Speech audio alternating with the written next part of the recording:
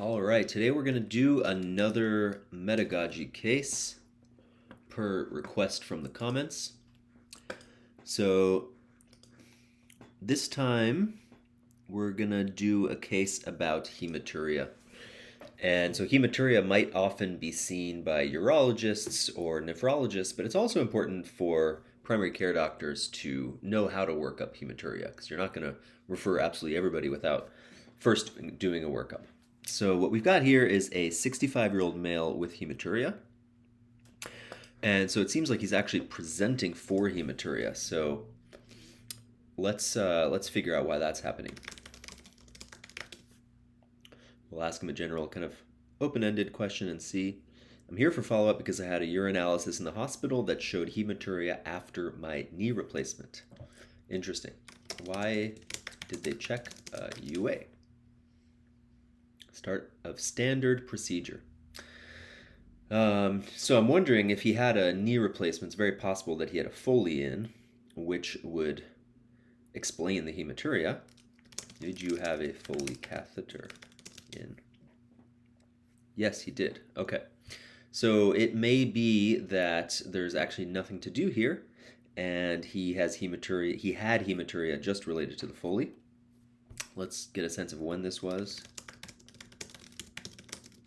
And when was the urinalysis? So it's been a few weeks. Okay. So if it's actually the case that he had a Foley placed and then a UA checked and there was some small amount of hematuria, that's actually basically a non-finding and wouldn't even really merit being seen in clinic. But since here on Medagogy we can jump between history, physical exam, and studies and kind of go back and forth, one thing we can do here is recheck a urinalysis to see if there's anything actually happening. And so negative leukoesterase, negative nitrites, normal pH, a slight bit of protein, glucose negative, ketones negative, and a little bit of blood.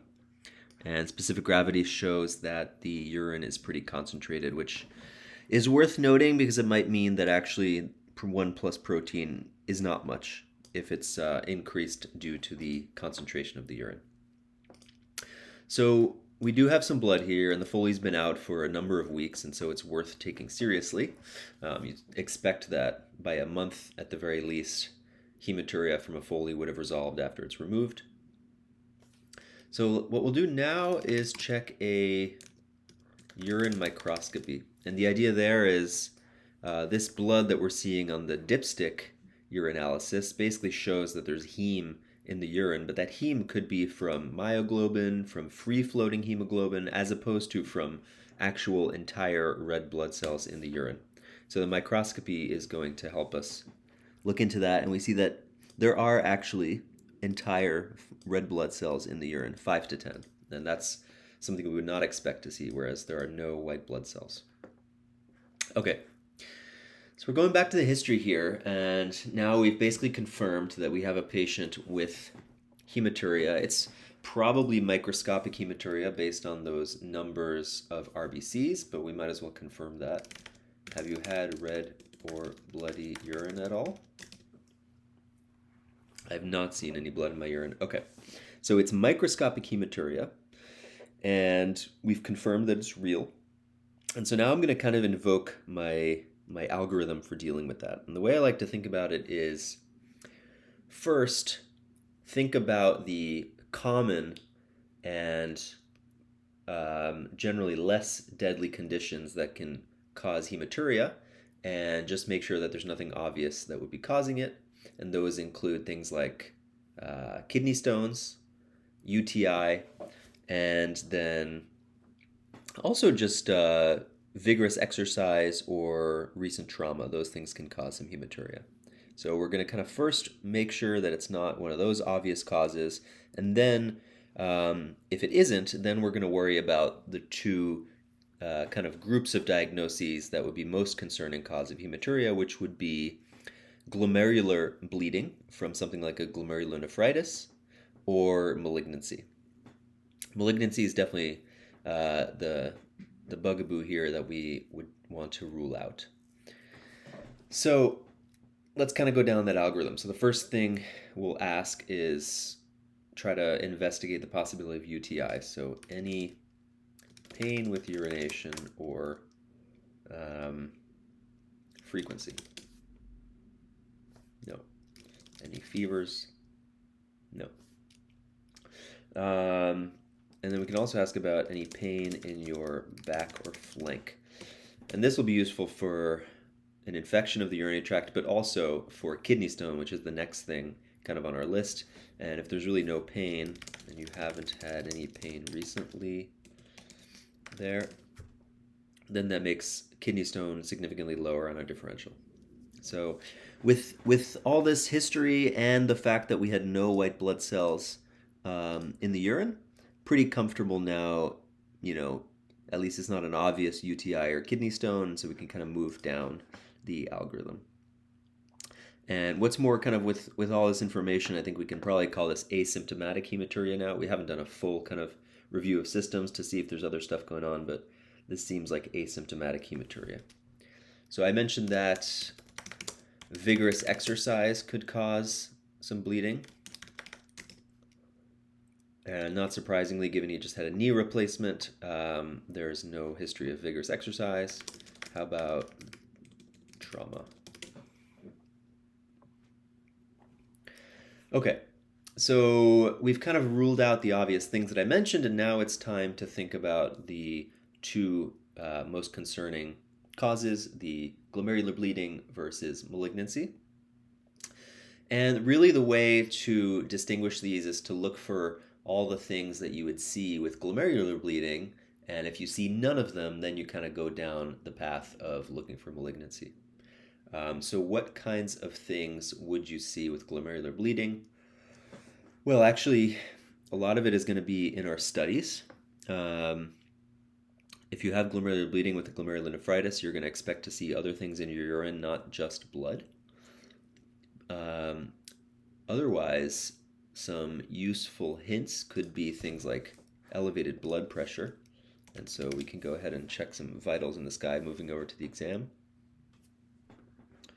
So it looks like we have a normal blood pressure. While I'm here, we really should just do a quick cursory physical exam. Normally I do a bit more in depth, but since we're kind of in a targeted mode here, I'll just listen to the heart or heart sounds.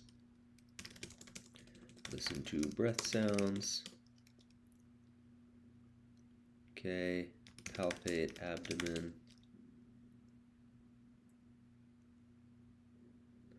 Soft and non-tender. CVA tenderness. Probably not, since interesting, no costovertebral tenderness. That's good. And let's just go ahead and leave it there because we are really focused on this hematuria now. So as I was saying, we want to basically distinguish between glomerular bleeding and malignancy by looking for any of the usual things that you'd see with glomerular bleeding. So going back to the labs now, we did have this 1+ protein on the dipstick, and that's maybe a hint that there could be something glomerular going on. But we should really quantify that because, as I said, with this concentrated urine, it could just be from concentration. So one way to quantify here is urine albumin and creatinine with the ratio.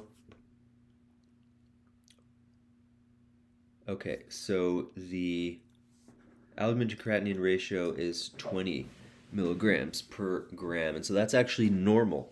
And so this patient does not have proteinuria. They do not have hypertension. They don't have, as far as we know, at least there was no mention of red cell casts or white cell casts or any of these other things that would indicate a pathology related to glomerular bleeding. So I think what all this leaves me with is that now we need to work up malignancy in this gentleman. And one thing I'll mention is we might get away without working up malignancy if he had 0 risk factors for malignancy, but just from his age alone, that's actually enough of a risk factor. And we should probably ask about some of the other common risk factors like smoking history. So he does have a smoking history, frequent or chronic UTIs. Whoop. Okay. I'm going to have to upgrade my account here because I ran out of credits. All right, so I just added some credits to the account, and now we're going to ask about frequent or chronic UTIs, any chemical exposures in the past. There's probably other risk factors I don't remember, but we certainly have enough here with a history of smoking and the age. And so, we should do our due diligence here and check a BMP. I should have mentioned that actually for the creatinine, that would be another hint of glomerulonephritis. That looks normal enough. And a CBC. Normal hemoglobin, so not a huge volume of bleeding as we would have expected. All right, so